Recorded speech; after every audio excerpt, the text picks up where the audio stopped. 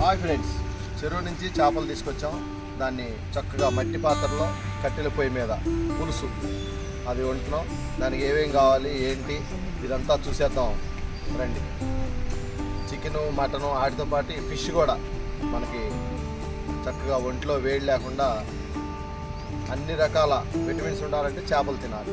Okay friends. అలాగే కొత్త వాళ్ళు అయితే మన ఛానల్ని సబ్స్క్రైబ్ చేసుకోవడం మర్చిపోవద్దు. ప్లీజ్ ఫ్రెండ్స్ సపోర్ట్ చేయండి. పొయ్యేలుకి ఇచ్చేసేసుకుని మట్టి పాత్ర పెట్టుకున్నాము. పాత్ర కూడా వేడెక్కిపోయింది. 2 ఇలాచి, ఒక 6 లవంగాలు, 1 టేబుల్ స్పూన్ ధనియాలు, 1/2 టేబుల్ స్పూన్ మెంతులు, 1/2 టేబుల్ స్పూన్ జీలకర్ర. ఈ మొత్తం 1 నిమిషం దోరగా వేయించుకోవాలి.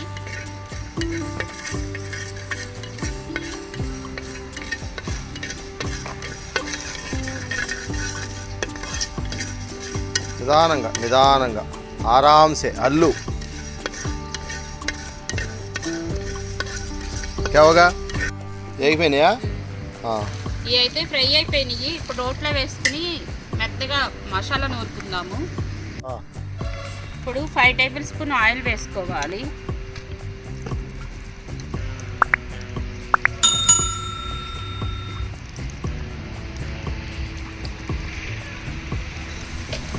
ఆయిల్ కూడా వేడెక్కిపోయింది.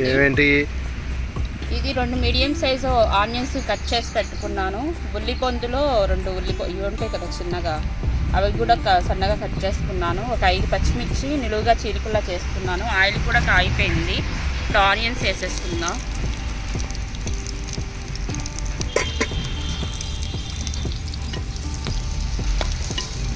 ఈ ఆనియన్స్ గోల్డెన్ బ్రౌన్ కలర్ వరకు ఫ్రై చేసుకోవాలి.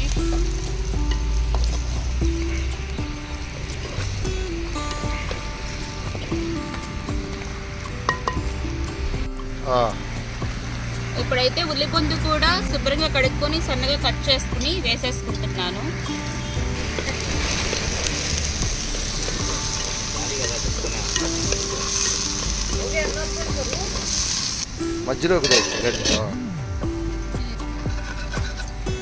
మొత్తం ఇది మసాలా నూరేసుకున్నాను. తీసేసుకొని అల్లం వెల్లుల్లి పేస్ట్ కూడా నూరేసుకున్నాము. అల్లం కూడా వేసేసుకుంటున్నాను. అప్పటికప్పుడు ఇలాగ అల్లం వెల్లుల్లిపాయ రోట్లో దంచుకొని అల్లం వెల్లుల్లిపాయ ముద్ద వేసుకొని చక్కగా కూర వండుకుంటే చాలా కమ్మగా ఉండిద్ది. మంచి స్మెల్ వచ్చింది. కూర కూడా టేస్ట్ కూడా బాగుండిద్ది.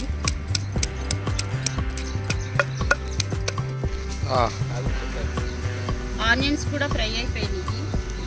వెల్లుల్లిపాయ పేస్ట్ కూడా వేసుకోవాలి. ఈ అల్లం వెల్లుల్లిపాయ పేస్ట్ కూడా పచ్చివాసన పోయే వరకు ఫ్రై చేసుకోవాలి.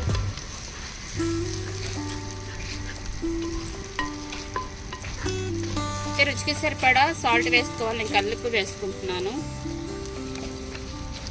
ఒక 1/2 టేబుల్ స్పూన్ పసుపు,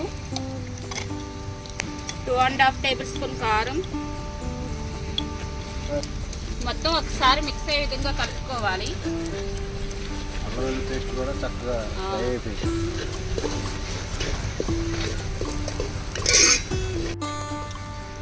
ఇప్పుడైతే శుభ్రంగా కడిగి పెట్టుకున్న ఈ చేప ముక్కలు కూడా వేసేసుకోవాలి.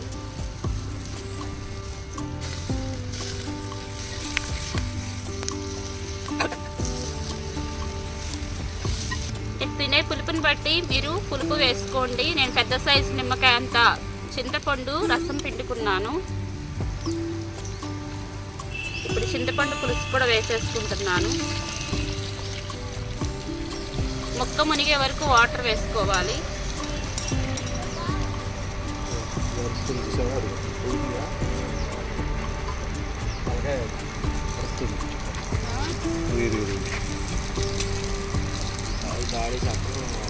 అదిగోరా వేరా ఒకట్లేదా? వైబ్రేషన్ వస్తుందా లేదా? పిలుస్తుంది నిన్నే. అది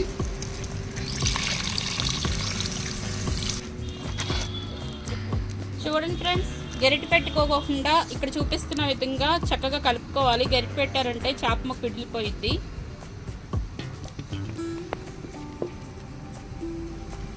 ఇప్పుడు పులుసు ఒక ఉడికొచ్చే వరకు మూత పెట్టుకొని ఉడికించుకోవాలి ఫ్రెండ్స్. ఇప్పుడైతే ఒక ఉడుకు పట్టింది. మన నూరి పెట్టుకున్న పొడి మసాలా కూడా వేసేసుకోవాలి.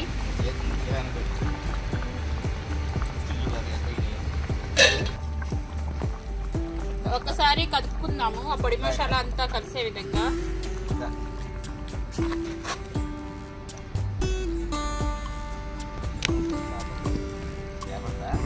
పెట్టు డక్కన్ దాలో మూత పెట్టుకొని పులుసు ఎగిరి కూర దగ్గరికి అయ్యే వరకు ఉడికించుకోవాలి. Beautiful location. మబ్బులు చూడండి ఎలా పట్టేసినాయో. వర్షం పడిద్దేమో అనుకుంటాం కానీ అంత సీన్ ఏమి ఉండదు, వర్షం పడదు. ఈ గాలికి ఆ మబ్బులు మొత్తం తేలిపోయి కాసేపటికి వర్షం ఉండదు, ఏమీ ఉండదు.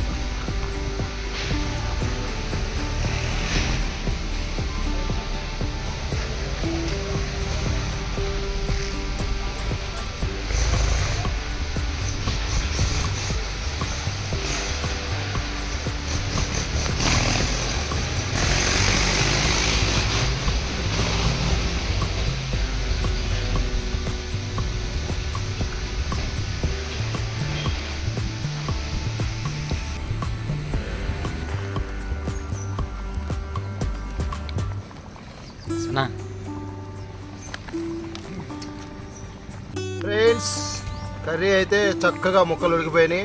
లాస్ట్ ఫినిషింగ్ టచ్ కొత్తిమీర.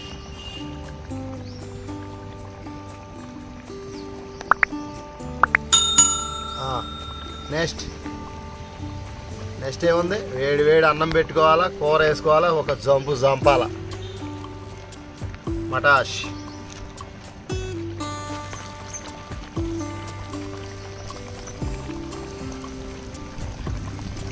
చూసారా, అయినా సరే ఉడుకుతానే ఉంది. అది మట్టి కుండ ఒక స్పెషల్.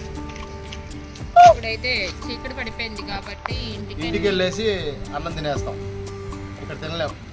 Time is over. సూర్యుడు ఈజ్ గోయింగ్. చంద్రుడు ఈజ్ కమింగ్. తర్వాత బూట్లకి లక్ష్మి వాళ్ళకి కొంచెం కూర వేసేసి.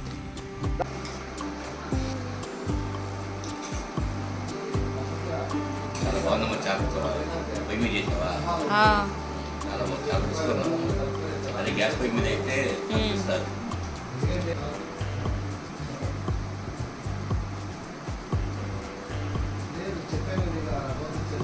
చక్కగా అన్ని రుచిగా ఉన్నాయి.